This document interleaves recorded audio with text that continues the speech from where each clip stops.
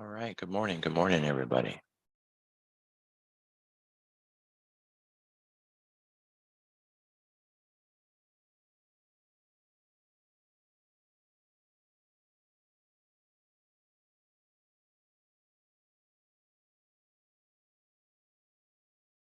So it's jobs day. Bad is good. It's the opposite of what we would normally anticipate, right? So this ties directly into one of the Fed's data points for their anticipated rate hike regime for February. Keep in mind, there is still nothing yet indicating that a pause or a pivot or a shift is coming at any point yet. I've continued to see, different discussions on a pivot, but it's just not coming. Another thing I want to kind of put a warning out, a heads up, is as we come into the new year, anticipate a lot of these names to get analyst rate changes, right? It's something we don't normally talk about too much, but analysts provide insight onto a particular market, right? And it'll have a buy rating, a hold rating, or a sell rating. And usually they have price projections and price points. And if you wanted to find something like that, say on Thinkorswim, you would go into something like the fundamentals. And then here at the top, you can download this analyst insight and kind of get those buy sell recommendations, not as a way to decide, oh, I'm going to buy it because they said it's on the buy list, more of where they think the market is going and why they consider it to be a buyable market instead of a market you might not want to accumulate shares in or market you'd want to get rid of. The reason I'm bringing it up is a lot of the analysts' ratings on some of these really big markets have not been updated. They still have Tesla as a buy with like a 260 price target, 215, 200, and that's a little unrealistic. Apple too, Microsoft as well. So they're behind the curve, and it's not the first time this year that it had been brought up in more of a public forum. I've seen it now on Bloomberg, even in the video portion of Bloomberg, where they're not just in the articles that they write, but actually in their live stream. The analysts are just not doing their job, right? So if they keep getting poked in public like that, you have to kind of assume that the analysts are actually going to come out and put some rate changes in on a lot of really big names.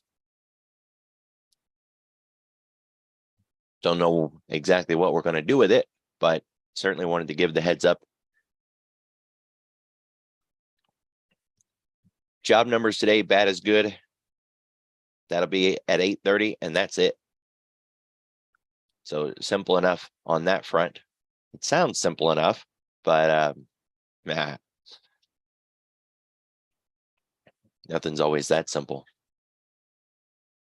The additional auctions this week have been perfect, just absolutely amazing. Hopefully you guys are taking advantage of that in your day trades.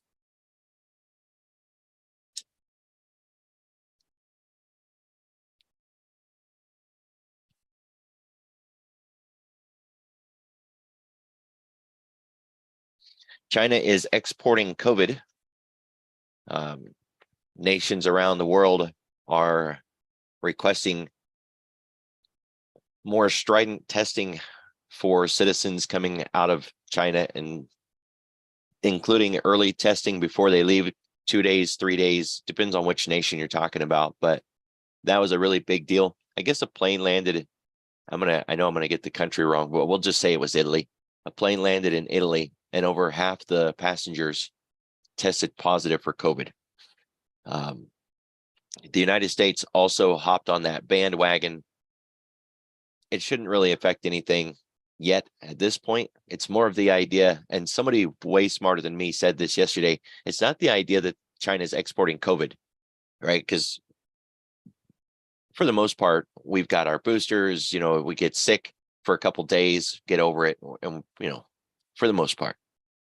So it's not the COVID necessarily, it's the government's response to COVID, depending on the nation that you're in, right? That response to COVID can be a lot more detrimental to the market than the COVID would be detrimental to a human, right? It can greatly affect the marketplace. So something to consider, right?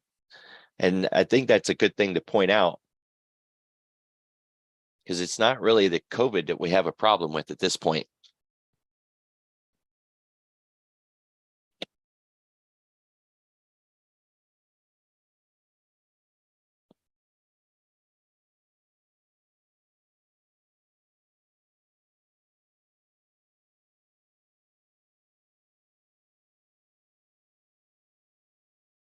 There was news on the war front between Russia and Ukraine. Russia again stated their stance that they're not interested in negotiating, talking, peace talks, none of that. So that little rumor or whisper of a potential shift in policy or stance in that conflict is null and void. Remember, that's one of the two threats that we have for an upside explosion in the market. It would be just a complete rip upwards if that conflict was to suddenly go into peaceful mode or a ceasefire or anything like that, right? Any real significant change to the current conflict.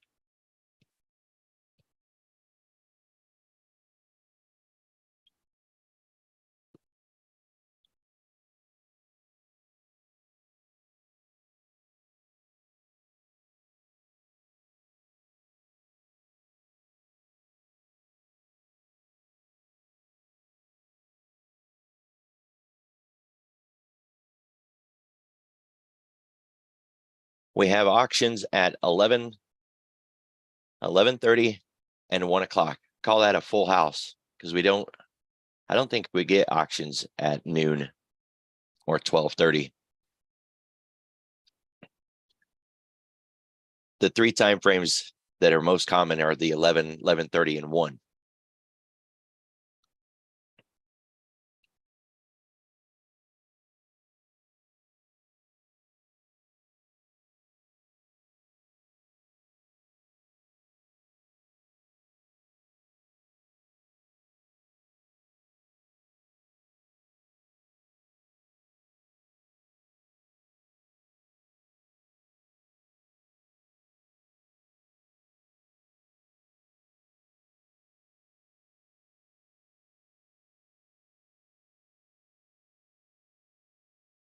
This is the front end.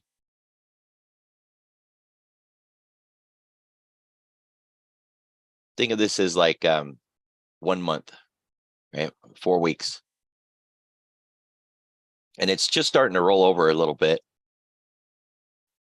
Hasn't even rolled over yet. It's just starting to flatten out a little bit.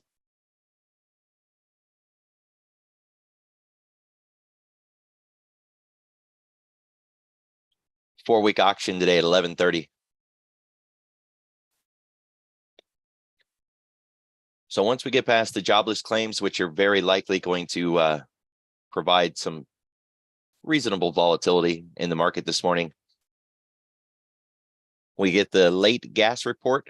Normally, right, we would get these on Wednesday. And then we get the auctions and we're done. So make it past 1 o'clock, should be good to go for a 0 day.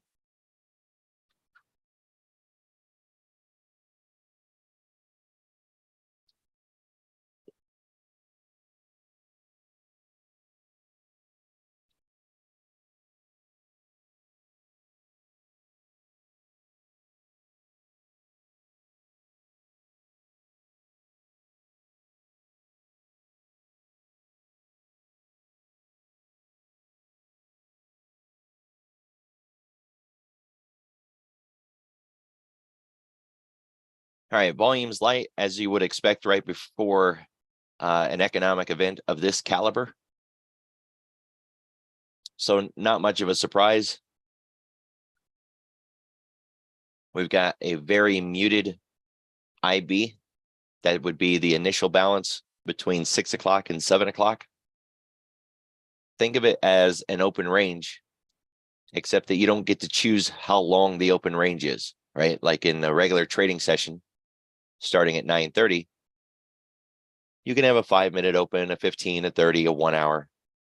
The IB is always 1 hour. This was our IB last night.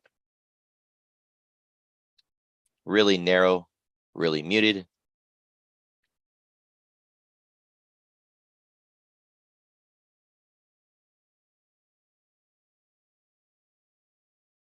And it's already broke out, made its measured move. So it already has accomplished everything that it owed us, or that it was set to give.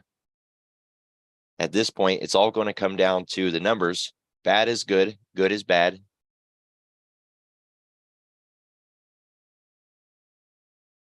Right now, we've got an MDP. That's a missed daily pivot. It's a little bit of a trade strategy, not mine. I didn't invent it. I have nothing to do with it. But we haven't hit the pivot point yet today. And the market interacts with its pivot point more than 80% of the time. So when it doesn't hit that pivot point, it becomes a little bit of a thing that stands out.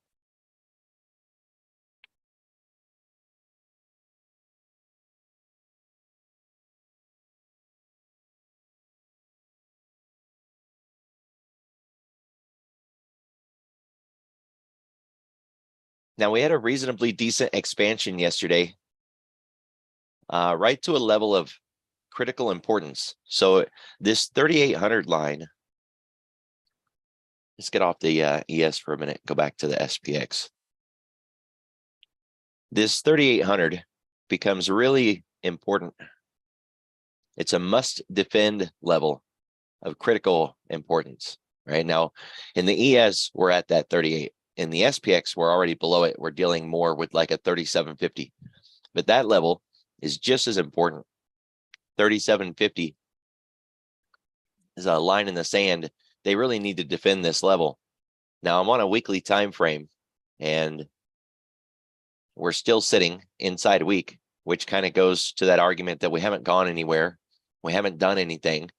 And if you go back to November, well, we're still where we were.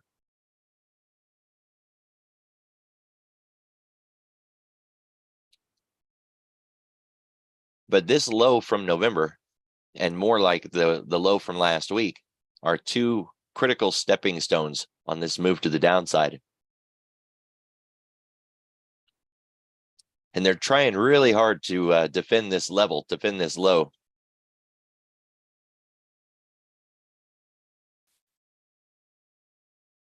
This would be the breaking point that we're looking for. And at this point, we just still are not getting it. Right? But it's what we want to keep our eye on. Back to the ES.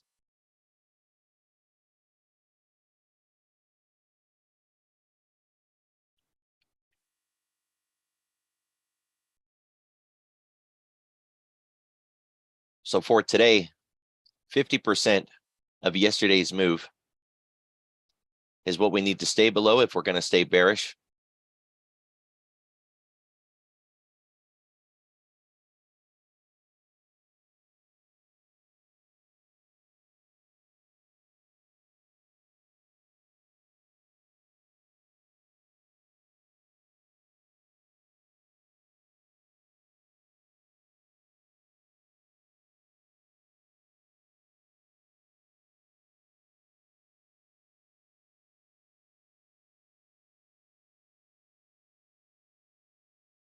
That would be 3840.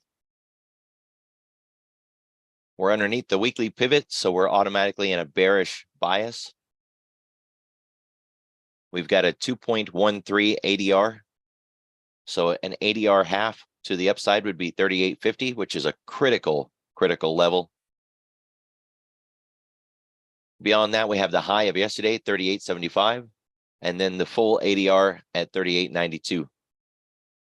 And for a downside move, back through the Globex open, through the low of yesterday at 38.04, breaking outside of the previous week's low, then 37.70 and 37.29. The thing about this range that we're in here, I've heard it called some pretty funny stuff, but we'll just stick with calling it a range. So there we are. Getting outside of this to the downside very likely will bring that volatility in that we're looking for. The move would very likely pick up speed and become a lot more violent. It'll very likely look a bit like that, especially with the econ on deck at 8:30 today. Same thing with a move up, right? Since we're at the low of this range, we very well could just get the 8:30 econ, wick outside with some violence and volatility, and then, you know, break to the upside and run through that 3,900. And you can see we've been outside the box before, and then we just came right back inside the box. It's very likely that we're going to see that same thing down here, that we're going to break out of it, do just like we did up here, kind of chop around through it a little bit and come back inside again. So, you know, we want a definitive break, and, you know, use previous price for an example. This was a clear, clean, definitive break, but it still stalled out and double topped and then triple topped, and then we just couldn't make it through. Had a nice basing topping pattern and rolled over to the other direction. There was a clear close above the fold that day, just no follow through into the next day. So same thing with the downside move. You know, kind of keep in mind that if we did break to the downside, closing below it by itself wouldn't be enough. We would still need that follow through for a swing. And considering what's on the table for how far we could fall, being a little patient and waiting for the follow through is fine, because there's plenty of room, right? There's a good 200, maybe 250 point fall down here before we even get to the 2022 lows. Plenty of room. No reason to jump in too quick.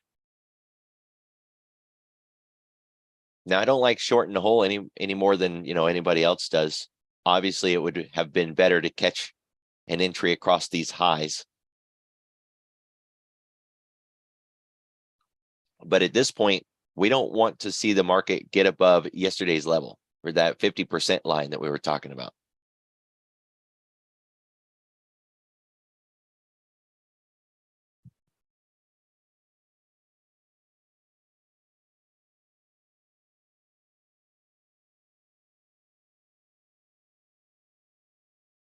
All right, so let's talk econ here for a minute. The economic data point coming out today has the capacity to really shake things up, and gap close becomes more relevant in this situation. We've seen it a lot, October, November, and into early November. We've had this a few times now, and it's played out beautifully. So it's certainly worth reviewing. Anybody who's watched my morning briefings for a while, you've heard this discussion before.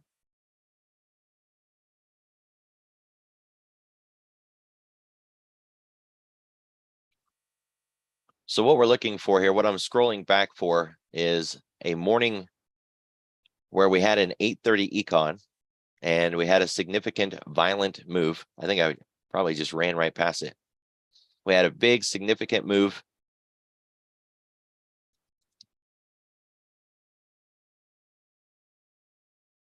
to the upside or to the downside. And then after that big move, the market spent the rest of the day unwinding that move.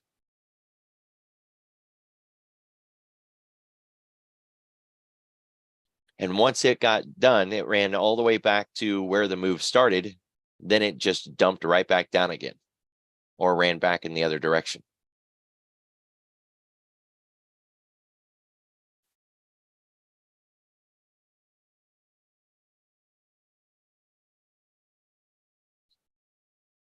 going to a specific day would be a heck of a lot easier. Let's see, October, let's do September 13. 13, 15.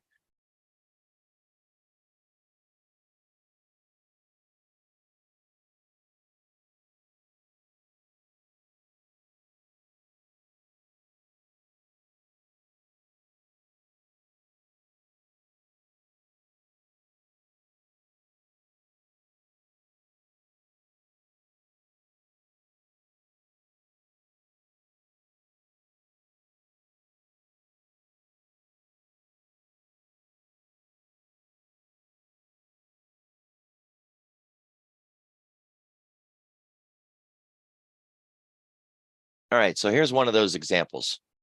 All right, this is November 15th. So I believe this was CPI. PPI was on the Friday before, if my memory is right. Econ came out. We had that really solid, massive spike to the upside, chopped around as we came into the open, never revisited that high, and then spent the rest of the morning trying to get back to where the original breakout point was, where the market had first got that 8:30 news and spiked to the upside. And it did finally get there around 11 o'clock. Got a lot of liquidity at that point, so it just bounced right back up again, came back down, retested it a few more times, and then it was game on to the downside. Now, this might seem like one example or that I'm cherry picking, but I'm not. The CPI and the PPI and the job numbers, but especially CPI and PPI, those are the easiest ones to find. If you just go to Google and type in, 2022 CPI reporting days, it'll tell you what day it was for every one of the dates this year. Go back and look at what we've done. You get this big, gigantic move up or down. And even though you see a candle, it really is a gap, right? It's a liquidity gap, like a vacuum that needs to be filled. There's a void there. And the market resets that gap, whether it was a downside move or an upside move. It doesn't happen every single time because nothing happens all the time, right? If it happened every time, then that would just be too simple. But it happens often enough that it's certainly something you want to be prepared for. And we have the same thing going on today. So be ready for this, right? We're going to get econ this morning. It's supposed to be relatively significant. We're going to get an explosive move, one direction or another. And then we're very likely going to unwind that move for the rest of the day.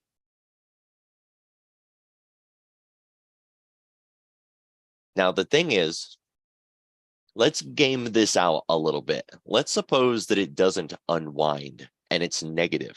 So we head to the downside. Big break pushes us below 3,800 before we even open this morning, and we get below my red box here. And then the market opens. And instead of resetting and trying to go back up to close that gap, it uses the momentum of the downside move and it just picks up steam and keeps going. A 2% move is our ADR, so that's not even considered a big move. So let's look at what a big move would look like. Start with 3%. I don't think that a 3% move is out of line, right? We've seen multiple 3% moves this year. So a 3% move gets us down to, we're going to call it 3,700, right? Just a nice round number. But that's just a 3% move. And I know I use that word just loosely. It's just a 3% move. It wouldn't even activate any sort of market lock limits until we get to something like a 7% move. It would be double of what we just measured, plus some. So we're not looking at extremes here. But considering that half of the day is done already, I know it may not feel like it because you just woke up, but half the trading day is already gone. 3.5% move would be pretty extreme for a day like this. From 8:30 to 4, and then making a 3.5% move. Basically closer to a 4% move because we are up 0.5% nearly. So, from a high to low point, about 4% today. That would get us down to 36.75. I'm going to, again, round just for some easy numbers. So 36.75 is the beginning of a mildly extreme move. As like jumbo shrimp, right? Mildly extreme.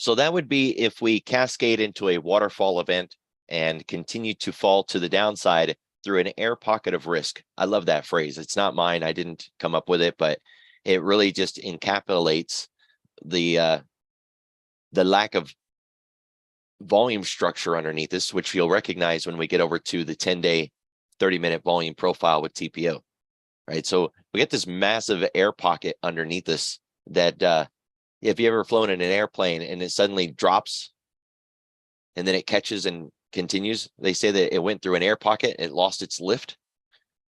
Yeah, that's the potential this morning in this breakdown.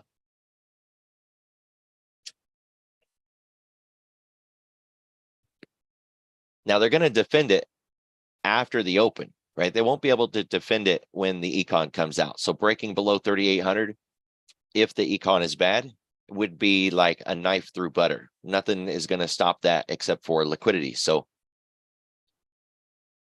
after the open, we're going to want to look for this defense to come in.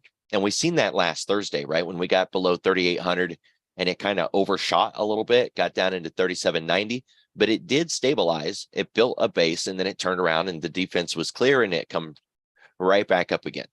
Market makers ran that back to the back towards the expected move of that day, which happened to be 1.29% that day.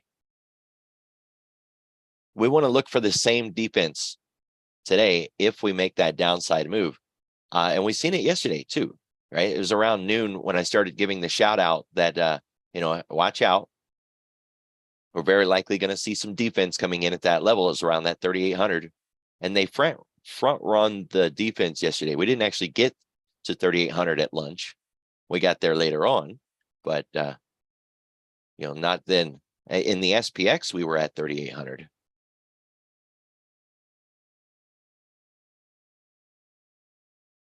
So look for that defense today after the open, that they're going to try to save these lows.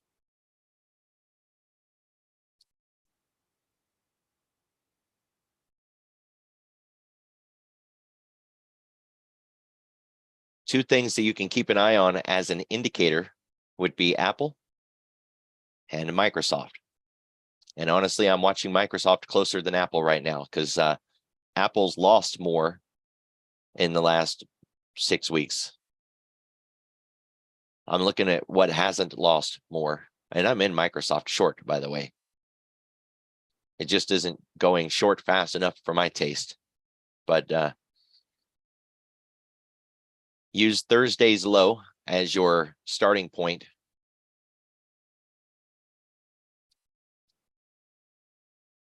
And you can see that Apple is already through that low. All right, so it started that breakdown that we've been watching for in Apple.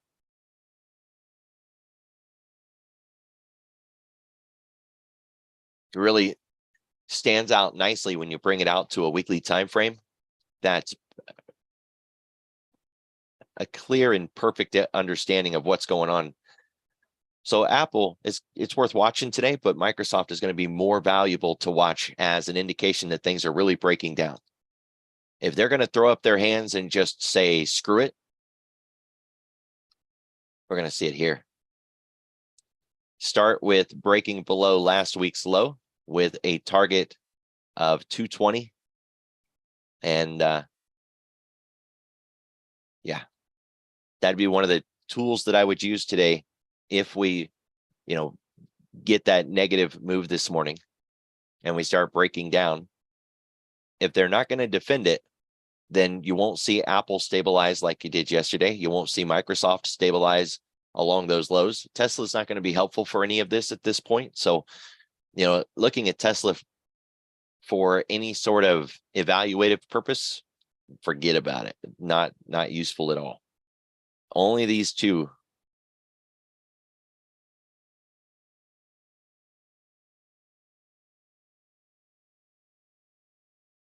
All right, we're underneath that point of control that we've been talking about now for a few days. Today, we should lose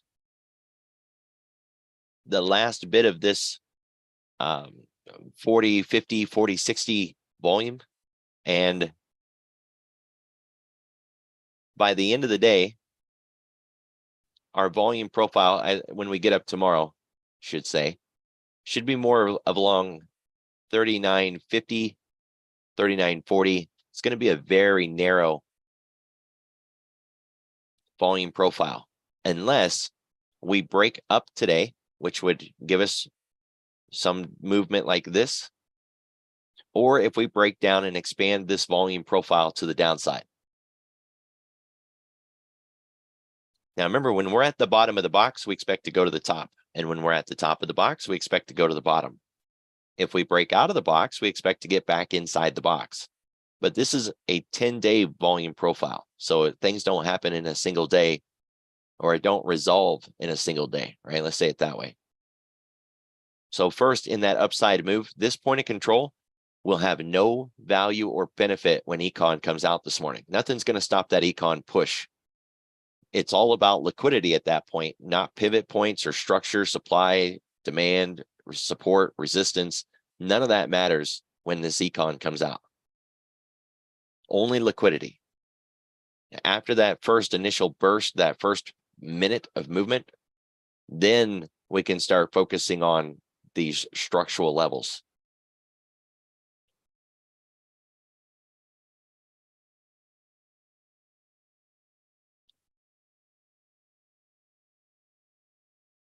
We still have the VPOC to the downside, 3790 area. We have nothing to carry forward from yesterday unless you want that value area high and low. I don't like those, by the way. Just I'm already capturing the high and low of the day, and trying to add the value area high and low just adds overlapping pivots for no reason, right? So I never carry those forward. But if he was to study volume profile, that's what they would teach, is to carry it forward.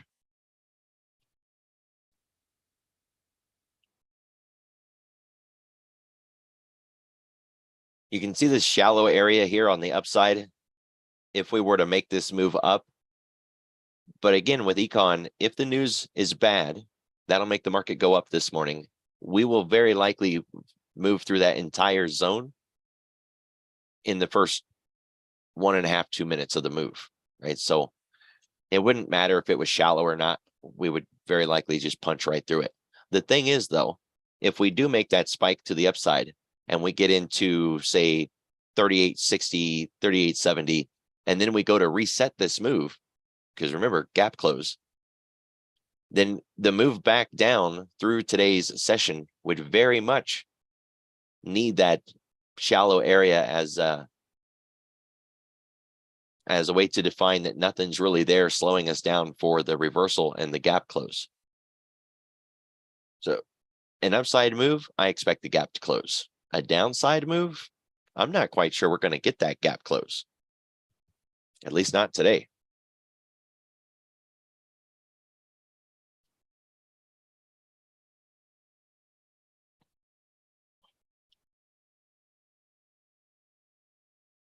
Now, speaking of gaps,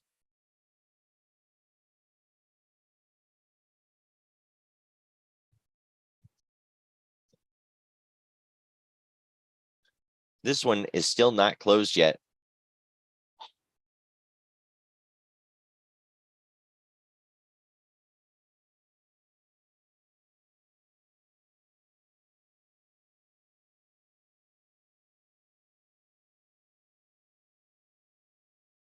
We closed down here and we opened up here. Now, some analysts will say as soon as we come down and we get to that candle, the gap is closed. I'm not saying I'm right and they're wrong. I'm just saying I don't do that. I do it differently. As far as I'm concerned, if we closed here and we opened here, that is the gap, and that is what needs to be closed. It's simple. It's easy to be consistent with this analysis. That's the way I do it. So that's going to be the target in our downside moves. And there is very likely a lot of liquidity underneath this box. So if we get anywhere near that thing today, we're very likely going to gravitate to it.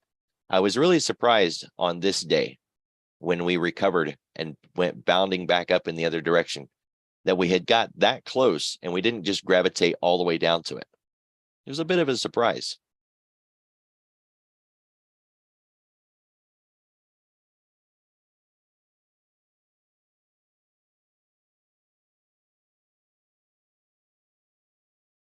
The only thing that kind of solved the why when I went looking for why did we bounce there and run back up, why did we not go down and complete the move, is because that 37.56 is the year-to-date candle open for 2021.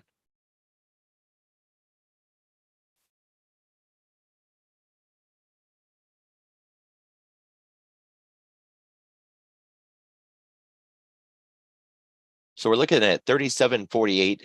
We'll call it 37.50 because just round numbers make it easy.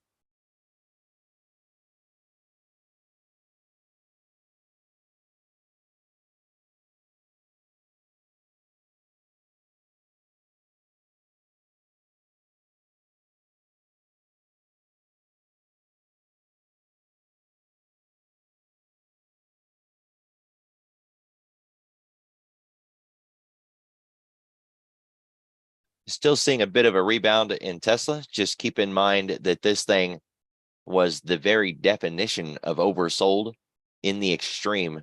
And I hate to use words like it owes us, but it was due a bounce, right? It may not have owed us a bounce, but it certainly was due a bounce. But it's just a bounce into a new resistance level before rolling over and continuing the move to the downside. The move down isn't done yet by any stretch of the imagination, but we have to consume some of this move, right? We got to consolidate here for a little while. So it makes perfect sense that we're going to, hold above 100. Could it continue to go down without basing or consolidating? I mean, yeah, sure. Price can do whatever it wants, but it's very likely going to hold here for a little bit and base, right? Maybe even rally back up some. Say like this really strong move earlier in the year, and then it based here for a while. And then we had that July, August rally, not just in Tesla, but, in the market before it rolled over and things really started to get nasty. We could very well just base down here somewhere above that $100 line. And remember, psychological level, $100 is a biggie. So a line in the sand. The thing is about Tesla is there's been a lot of margin calls, Some really big named firms and individuals had to get rid of their Tesla positions, not because they wanted to, because they had to. How long is a while? The easiest way to answer that question is to look back at the last time it based and consolidated. We never know how long a market is going to do anything, right? But generally speaking, we can look back at how long it took the last time it based. I'm on a weekly chart and we've got 8 to 10 candles there. 2 months. Now it could spend 2 days there and continue the move, right? We don't know, especially as we come into the new year. There was a lot of,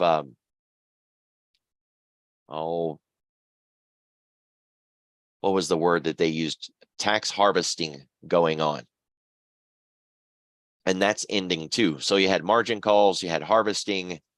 But as we get into 2023, a lot of people, especially the diehard Tesla lovers, you see them all over the place talking about, oh, it's on sale. If it gets below 100, we're loading the boat and buying more. I guess, if you really love a company and want to support it, hey, knock yourself out, right? I really like, Caterpillar. But if Caterpillar was to go down, I would dump my stock. I wouldn't hang on to it just to prove that I'm some diehard Caterpillar lover, right? So I don't know. There's got to be some disconnect between your portfolio and your willingness to support a company. Yeah, exactly right.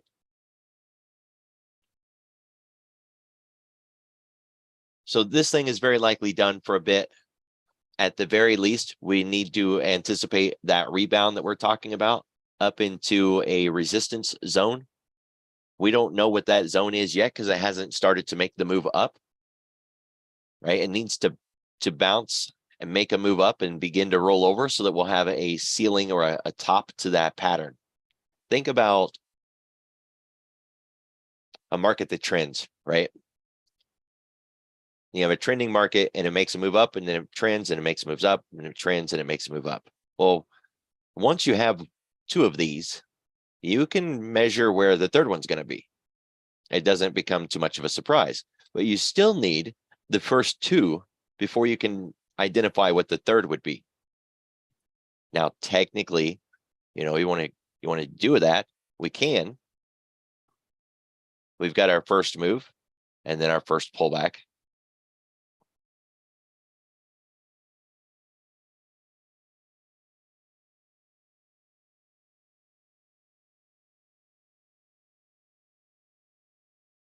The next impulse down and the next pullback. So from that right there, you can see that we overshot the next move down. That has a lot to say right there. We didn't draw it wrong. We didn't line it up in the wrong location. Price exceeded our measured move from that leg. And that says that it picked up speed. It picked up the rate of change increased. Not a surprise, right? It's not like we didn't know that ahead of time, but this confirms it. And we can see how far we overshot. And now we're looking for a pullback. Well, we haven't even got a green candle yet. So we don't know if this is the location to even measure the pullback, but we'll measure it anyways, right? From what we have, we'll go ahead and just throw it on there. It lines up really close to that fib structure at 146, but we don't know that it belongs there yet, right? We don't have a green candle. Putting it on now would be like putting it on when it was still at this location because we thought it was going to bounce there. Well, it didn't. It kept going. We had to wait for it to turn. So let it bounce. See if we rally into resistance. We'll find out which resistance it's using. We'll be able to quantify that the measured move is still intact and that it's not going to overshoot to the upside. And then we can start plotting the next leg down.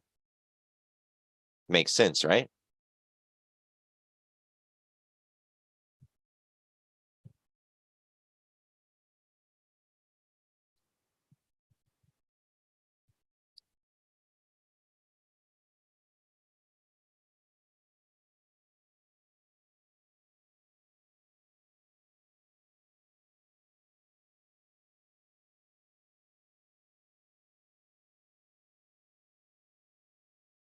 NASDAQ volatility is really high this morning. It's up 8.25%. So the VIX is the S&P volatility. It's VIX. If you look at VOLQ, that would be the NASDAQ volatility index. We came out of a squeeze, fired long. It's got a market maker move of 11%. It's already moved 8.25%.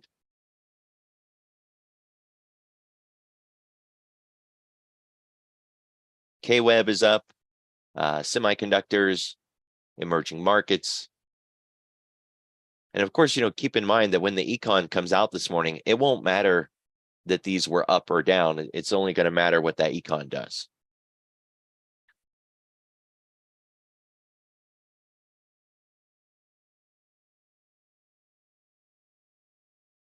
Nat gas is down.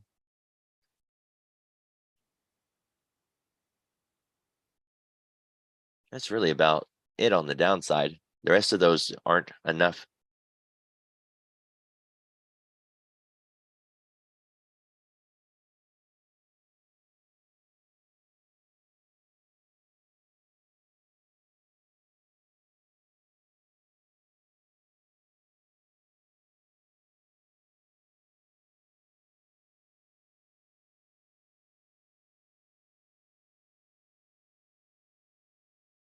All right, we're getting that rollover in energy.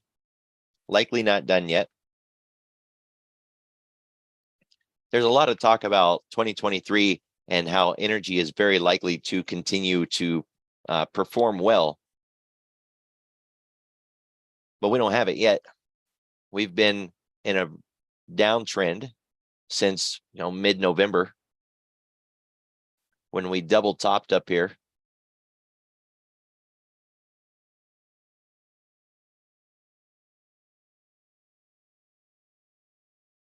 Don't diddle in the middle.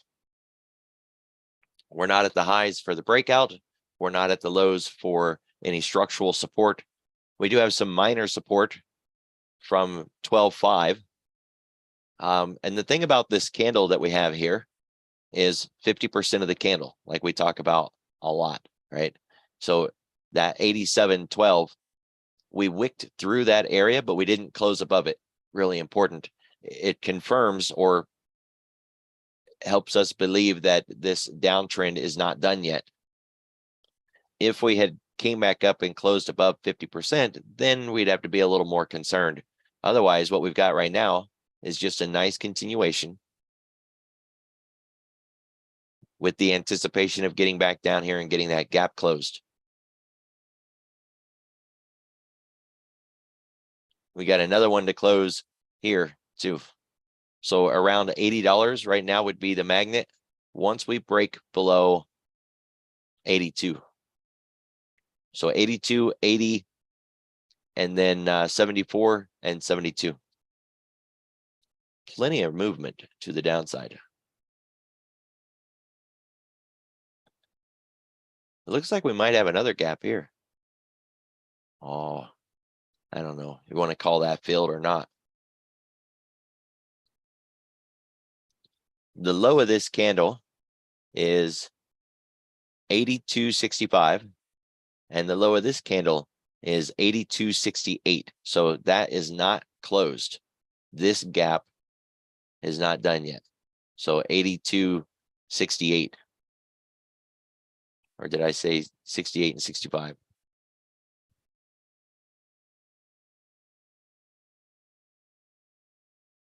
Yeah, 3 pennies off. It's not closed. So this one needs closed, and then this one, and then this one down here. 3 gaps below us.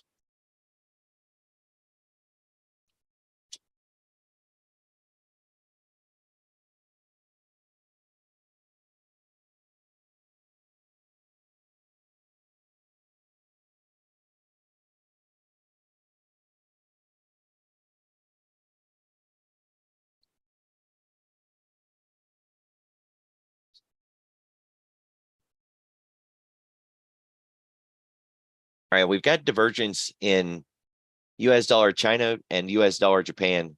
US dollar Japan is retesting that 132, 133 area. It's sitting at the low of this box.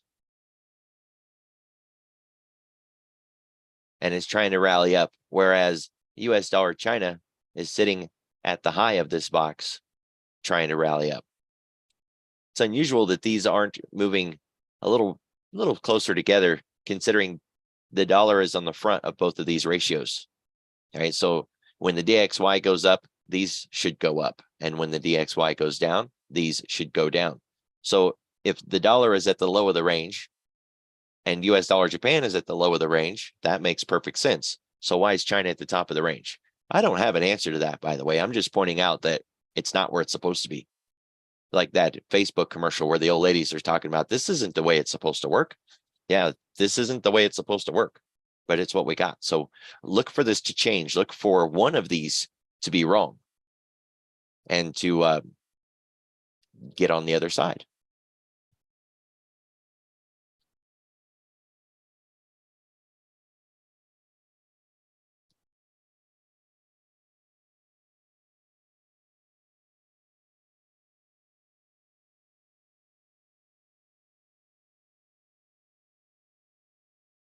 Put a little bit of a benchmark at 133.4 on US dollar Japan. If we break down below that level, we're very likely going to see a significant change in the S&P structure. That would be an upside move, right? If it doesn't, then we're really in a complicated position, because we're talking about seeing the dollar break through some critical levels and begin making moves to the downside, which changes the US dollar Japan pair, which is where we would get that breakdown. Well, a move down in the dollar should be a little bit of gas on the fire for a move up in the S&P and the NASDAQ. I say should, because if it doesn't, it's at least a really big warning, right? That things aren't working the way that they're supposed to work, which usually indicates that something's unraveling or breaking. Liquidity, something.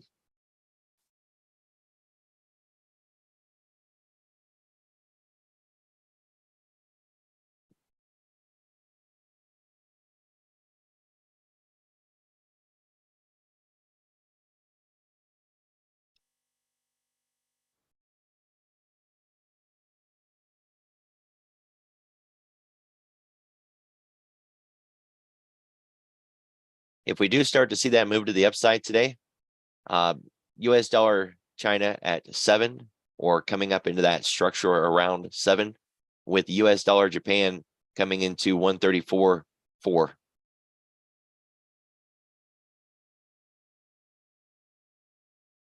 You can see how they both have that same flag shape.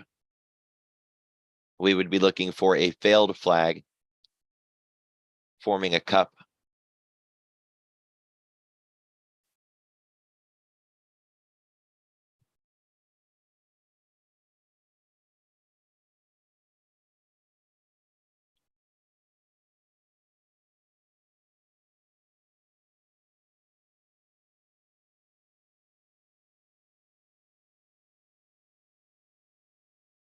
That late in the afternoon move yesterday had a lot to do with what happened in financials.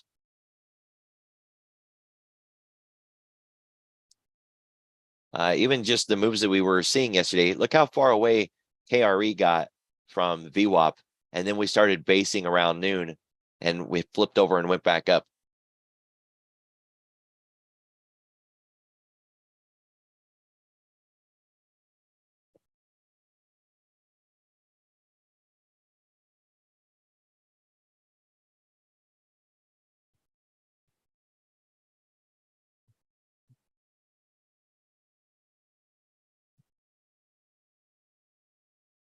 So someone's asking a question about this gap close that I was talking about earlier. Typically, if we get that violent move before the open, we'll say it went up. And then we get into the open, it spends the rest of the day trying to close that gap. Or before the open, we get econ, it makes a move down, it spends the rest of the day trying to work back up. My argument is, if we go down today at econ, it might not go back up. It might not try to close that gap today. So if good news is bad and bad news is good, good news today would send us to the downside. We're already in this risk off environment where everybody's so itchy finger to just dump and say, screw it. If we start making a move to the downside today, as we come into the cash session, we should not just automatically anticipate that it's going to try to go back up and close that gap. When it comes to defense, they won't be able to even begin defending it until we get into the open, right? So we need at least the cash open before we start to see that defense come in. The defense is going to have to come in if they're going to defend it at all after the open, which would prove me wrong, right? If they're able to defend it and run it back up, then the run up is going to go to the gap close. That'll be your target. So it'll be either that I'm wrong, that they defend that low and run it back up to close the gap, or that I'm right, we don't close the gap, we break to the downside, and as we come into the cash open, they don't defend it, and we just keep on going down. The defense at that point would come in at the next lower level, which is the if we get below 3,800, the next put wall down would be 3,700. So that would be the next area of defense. And if they defended at that point, it'd be later in the day, like around noon, and it wouldn't be a rally so much as a stopping the train from moving farther down, right?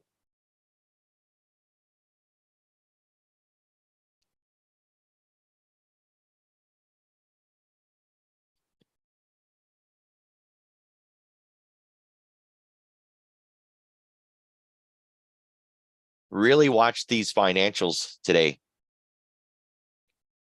They're a large part of what's holding up the market right now.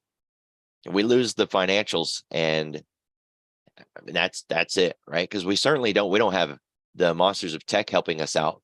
You've seen the move that we had yesterday in Apple, that it broke a significant structural level yesterday. So we don't have the monsters of tech. We don't have big tech. We don't have mega market cap helping us. The only thing that we have right now saving this market are the financials. We lose these today, you can forget defending anything. This sucker's going down. Now, one more thing about that sentence.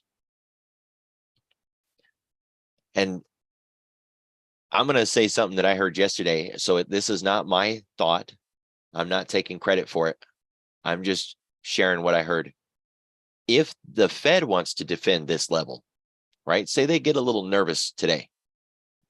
Good news is bad, bad news is good. The market starts dumping to the downside, and the Fed wants to activate the PPT, the plunge protection team, which is a real thing, right? It's not some tinfoil hat conspiracy theory. So they activate the PPT, and they defend this low.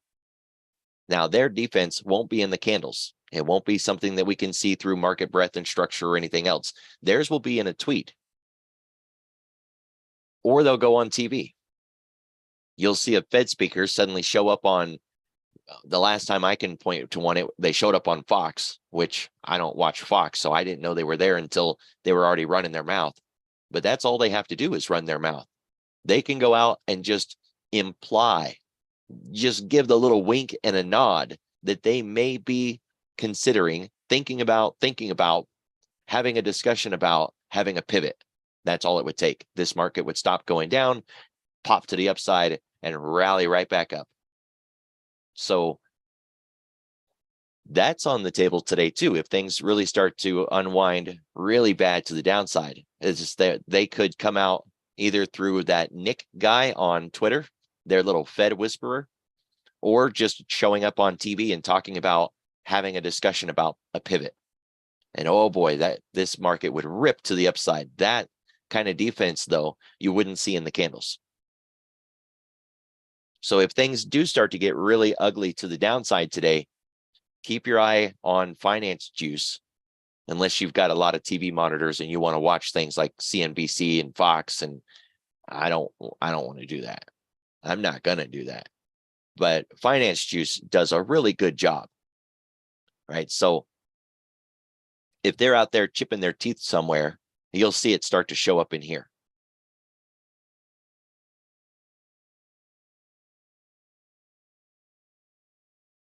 It was Italy where that plane landed, and 50% of the passengers were COVID positive.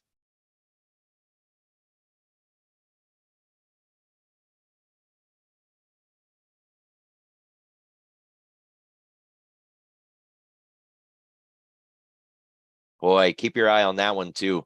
I heard they're losing control, and that we broke through the band around their curve. Remember, they expanded the band from 0.25 to 0.5. Well, that wasn't in, they're having a hard time defending that level. So they're going to be running some more bond purchases. And on TradingView, you can see the Japan 10-year bond, right? Just like how we have the TNX and the 10-year interest rates, and you've got the 10-year bond and the 2-year bonds, our bonds. Well, you go to TradingView and you can see Japan's 10-year bond. And it looks like a stick save, right? Just a straight shot to the upside right now. And believe it or not, the oil inventories in the current market structure have the capacity for violence today too. So, don't sleep on that 11 o'clock time frame. And then we have auctions 11, 11:30, and 1.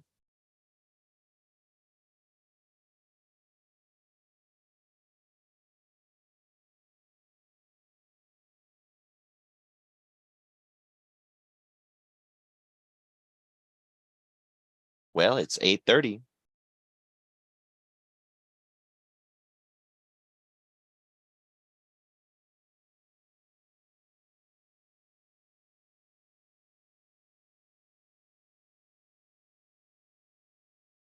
So the numbers were in line. They weren't bad. They weren't good. See if there's any revisions.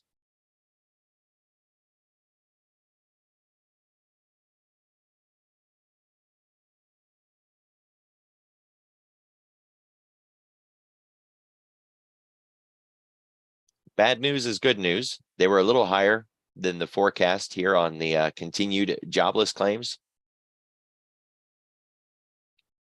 But it's the initial that usually gets everybody's attention. Not much of a move at all. And I didn't mention it, although most of the time I do. You got to remember that there are three things that the market can do, right? The market can go up, the market could go down, or the market could just shrug and not do anything. It was expected that this one was had the capacity for a really big move.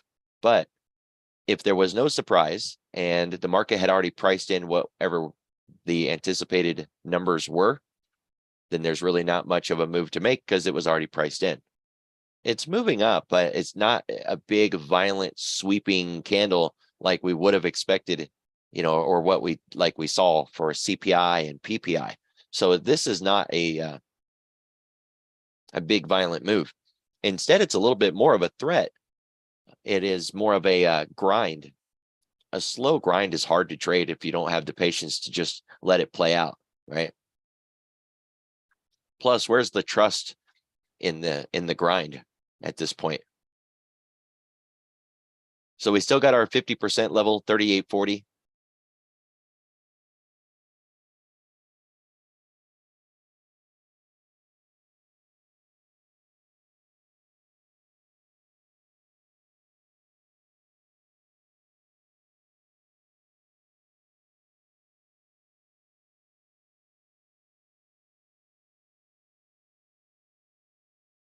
And across the board, we're really not seeing the impact of this.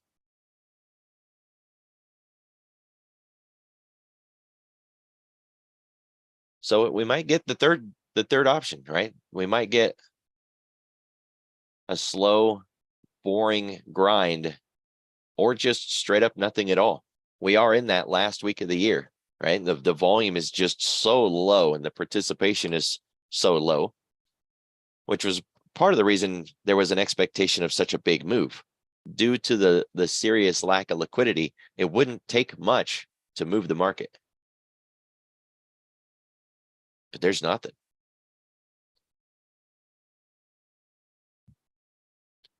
All right, guys, watch the clock and be careful. Have a good day. I'll see y'all tomorrow.